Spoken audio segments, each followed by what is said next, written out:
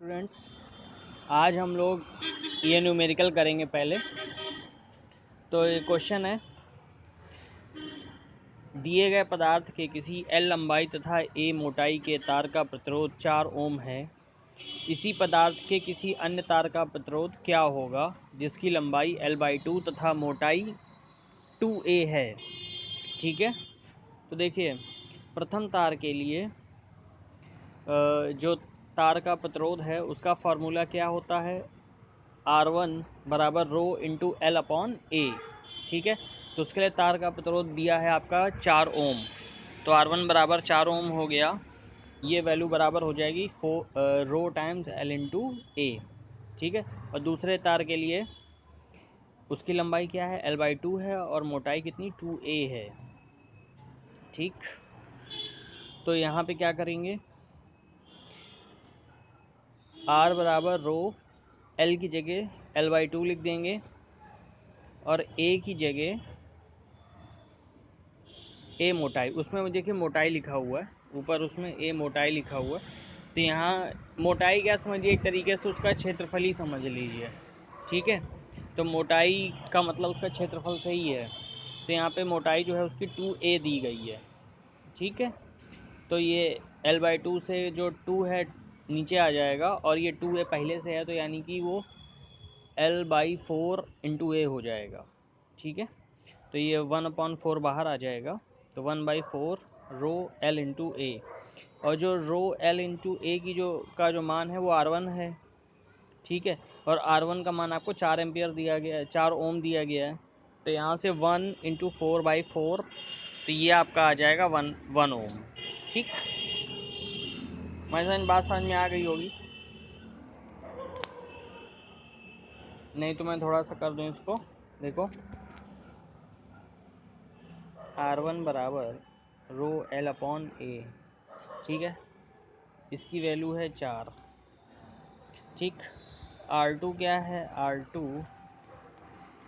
L की जगह आप लिखोगे L/2 और A की जगह यहाँ लिख दोगे 2A।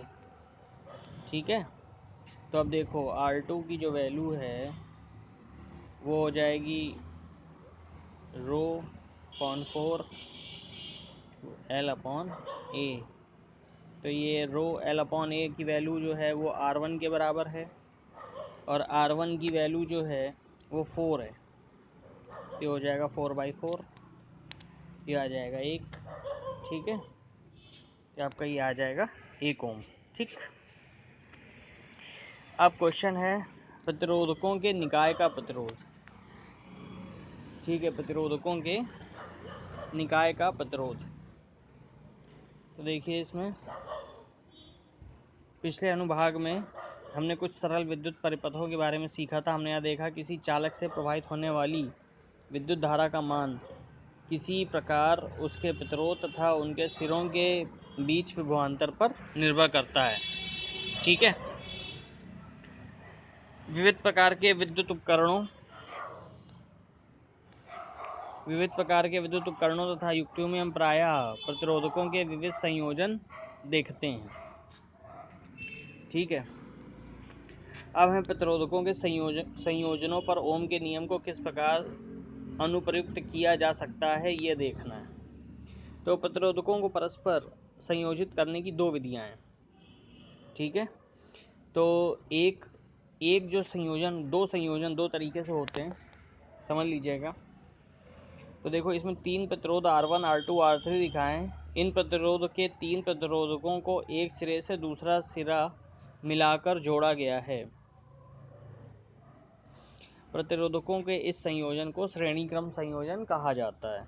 ठीक है, मतलब क्या करते हैं,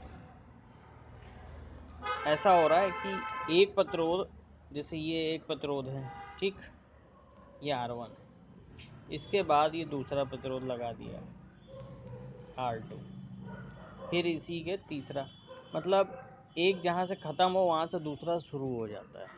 ठीक है, तो ये आपका श्रेणी क्रम कहलाता है। जैसे आपने टॉर्च में जब सेल देखे होंगे तो एक सेल लगता है, फिर उसके पीछे दूसरा सेल लगता है, फिर उसके पीछे तीसरा सेल लगता है, तो इसी को ही क्या कहते हैं, श्रेणी क्रम। ठीक है, और दूसरे में देखो ऐसा, ये आपका श्रेणी क्रम का संयोजन है, और इसी संयोजन में जो परिपथ, इसमें देखो एक अमीटर लगा हुआ है, और इन तीनों प्रतिरोधों का वोल्टेज नापने के लिए वोल्टमीटर इसके समांतर क्रम में लगा दिया गया है। ये सेल लगा और ये कुंजी लगी।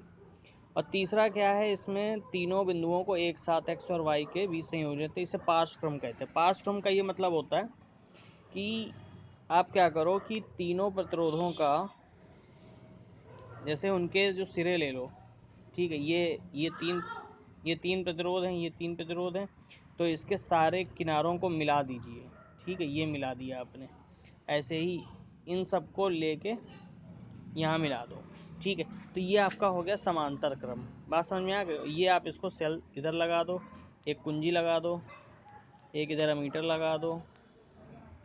ठीक है, और इसी के समांतर क्रम में एक वोल्ट मीटर लगा दो। ठीक, तो ये आपका समांतर क्रम हो गया। हमारी बात समझ में आ गई होगी, श्रेणी क्रम और समांतर क्रम क्या होते हैं।